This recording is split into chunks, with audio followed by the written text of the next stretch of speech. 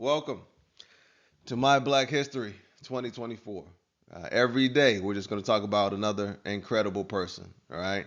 We're going to talk about their skill, their service, their courage. And today, we're going to talk about Mary Ellen Pleasant. All right. Right up there. That's a picture of her. Mary Ellen Pleasant was born 1814. Mary Ellen Pleasant died 1904, right? 90 years. Pretty incredible. During that time, she was a millionaire in the 1800s. That is highly impressive to me. Entrepreneur as well, real estate magnate as well. Also considered the mother of the California Civil Rights Movement. All right. Mary Ellen Pleasant, legendary. All right. So, one of her skills, and we talk about, like I said, skill, service, and courage. For the skills, that comes from the parable of the talents, of course, Matthew chapter 25, verse 14. Service, Mark 12:31, right? Love your neighbor as you love yourself, right? Serving each other. And then courage, Mark 5:36. Be not afraid, only believe. All right. And also Philippians chapter 4, verse 4. Be careful for nothing, right? Don't doubt yourself, right? Face those fears, try to reduce those fears, try to replace them with faith, all right? Courage. For Mary Ellen Pleasant, the skills that she used, she developed multiple streams of revenue, right? Mary Ellen Pleasant was a domestic worker. She had gotten divorced, I think in her 30s.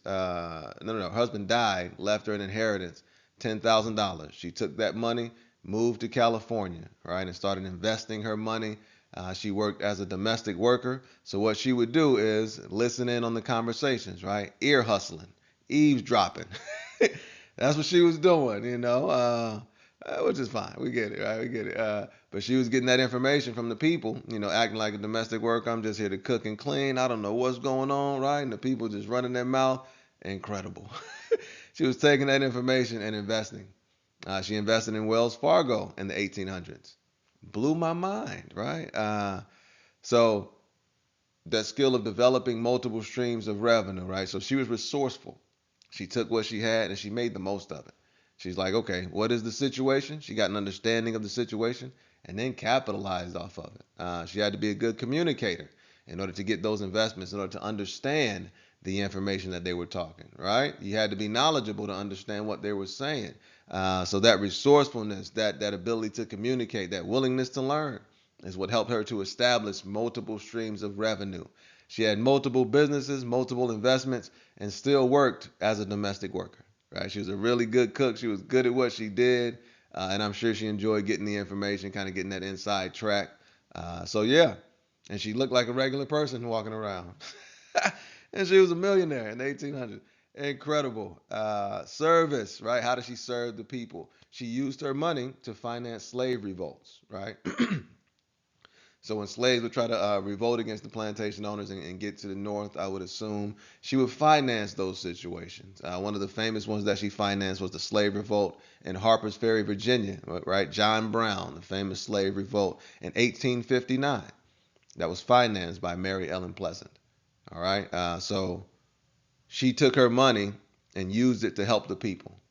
They say the two options are you can either use the people to get the money or you can use the money to help the people. And she chose option number two.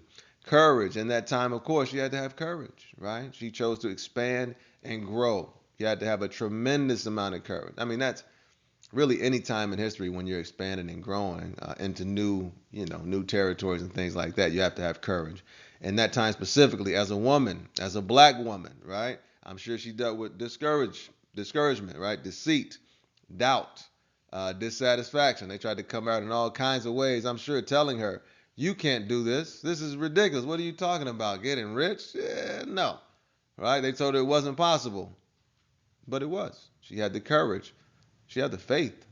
She had the belief in herself, right? That I'm going to take advantage. Whatever the situation is, I'm going to flip it. I'm just going to pay attention, figure out how things work, and then do things in a way that's going to help me to expand and grow.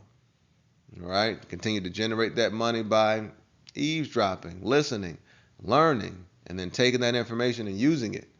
Right? I'm sure every investment didn't work out, but she had the courage to take those risks, right? And more than not, they paid off, right? She became a millionaire in the 1800s, financed one of the most famous slave revolts in history, right? Harper's Ferry, Virginia. Continue to grow, continue to expand. All right. The choice is you can either count the obstacles in life or you can count the opportunities, right? You can choose to count either one. But whatever you choose to count will undoubtedly grow. All right. That's kind of how it works because it's mainly in your imagination. So if you're counting the obstacles, they're going to continue to grow. If you're counting the opportunities, they're going to continue to grow, right? So we suggest, hey, count the opportunities, right? Be like Mary Ellen Pleasant, regardless of circumstance. I'm going to overcome, regardless of circumstance.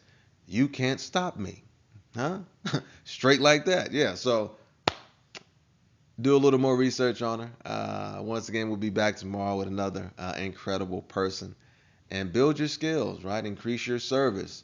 Use your courage. If you don't use your courage is going to diminish, right? Whatever we don't use, we lose. So use your courage daily. Remind yourself, force yourself, compel yourself to be courageous, all right? Oh, also,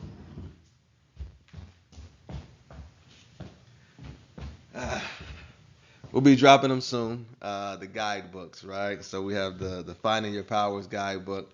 They kind of walk you through finding your powers, identifying your talents, developing those talents, using them to help other people, right? And then we did a 30-day challenge a few months ago, and we turned that into a calendar also, all right? So 30 days. Every day gives you a focus, something to focus on for your day, right? Your imagination is the key to it all, right? So we're just trying to help you get the proper direction. That's all. Now, you're already incredible, huh? As always, continue to explore the most fascinating thing about your life. You.